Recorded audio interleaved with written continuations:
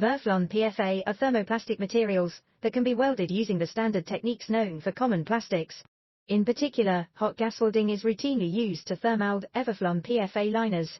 Use welding guns capable of good temperature control, up to 650 Celsius, and with heating power of 900 to 1000 watt or higher. Use round welding rods made of the same Everflon PFA grade of the profiles to be welded. V-shape the groove between the two sheets using the appropriate scraper. Avoid the use of makeshift tools as it could result in an irregular weld bead. Thoroughly clean the welding area and the welding rod. Warning, the use of cleaning solvent may cause a fire hazard due to the heat generated by the gun. Weld holding the gun at a 45 to 60 angle and adjust the welding pressure and speed, ensuring that the welding rod and the sheets melt simultaneously. Welding speeds in the 5 to 30 centimeters mean range are usually suitable.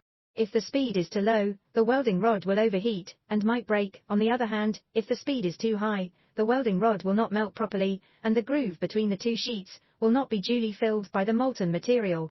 Similarly, if the welding pressure is too low, the groove between the two sheets will not be completely filled, while an excessive force may cause dimples along the welding bead, which will eventually act as stress concentrators.